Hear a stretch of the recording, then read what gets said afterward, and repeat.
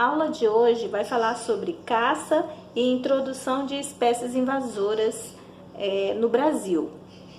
Desde o início da história humana, os alimentos, os utensílios e vestiários, eles são obtidos a partir da caça de animais. O mecanismo utilizado pelos seres humanos para obter esses recursos sempre foi a caça, Consequentemente, isso vai acontecer o quê? Um desequilíbrio ambiental se a caça for excessiva. Por isso que existe proibição de caças em certos períodos do ano, Justamente quando os animais estão se reproduzindo.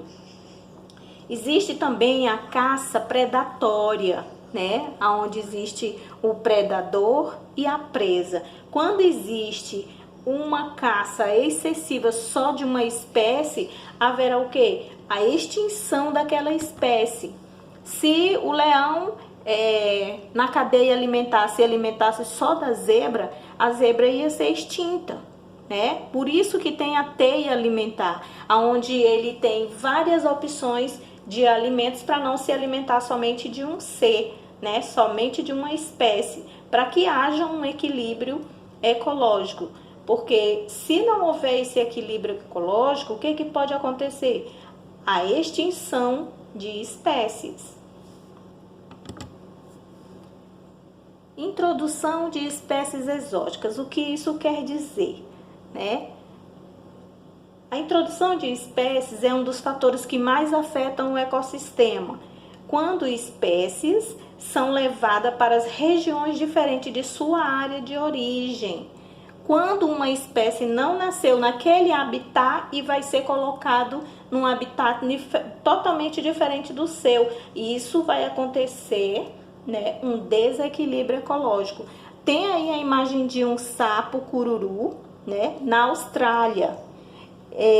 O que pode acarretar de negativo, A competição com as espécies, da região, vai haver uma competição. Não há predador para esse sapo cururu nesse local, porque não é o habitat dele. E aí, por conta disso, dele não ter o predador, vai o que acontecer? Ele vai aumentar a sua população. Então, aumento da densidade populacional dele. E o que acontece? Com essa competição das espécies nativas, as espécies nativas vão se extinguir. E fica só a população maior do sapo cururu. Isso aí houve o quê? Um desequilíbrio ecológico. Com esse fenômeno, de ser introduzido num ambiente que não é seu, ele afeta a biodiversidade e o ecossistema natural. E eles são, nesse caso, chamados de exóticas invasoras. E o que é espécie invasora? Muitas espécies encontradas em áreas naturais e urbanas são espécies exóticas invasoras. Eu vou mostrar para você aqui alguns exemplos de espécies invasoras no Brasil. O lírio do brejo, essa flor lilás, ela é nativa da Ásia. Ela foi introduzida no nosso país como planta ornamental, aquelas plantas bonitas, que gostam de enfeitar nosso jardim. Ela se adaptou muito bem às margens de lagos e cursos de água. É bastante resistente e ela brota com facilidade. Ela expulsou o quê? As plantas nativas e invadiu os cursos de água com abundância, Não tem predação, não é daquele local, ela se adaptou e se reproduziu em quantidade. Você vê aí também o mosquito Aedes aegypti. Ele é originário da Etiópia e do Egito. E ele ficou conhecido aqui no Brasil por transmitir a doença dengue, chikungunya e zika e a febre amarela.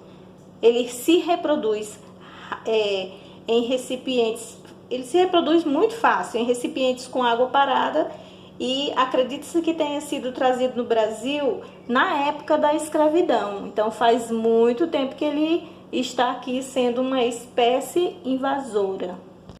Você vê aí também a imagem de uma abelha. Ela foi introduzida na cidade do Rio Claro, em São Paulo, na década de 1950, com fins científicos. A abelha africana escapou do cativeiro e do cruzamento com as outras abelhas originou-se o que chamamos hoje de abelha africanizada.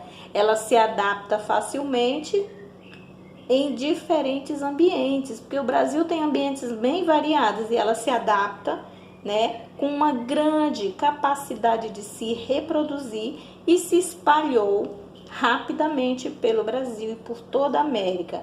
É uma abelha agressiva, ela expulsa as aves nativas, né, e domina aquele local. Por quê? Porque ela tem facilidade de adaptação e consegue se reproduzir em abundância.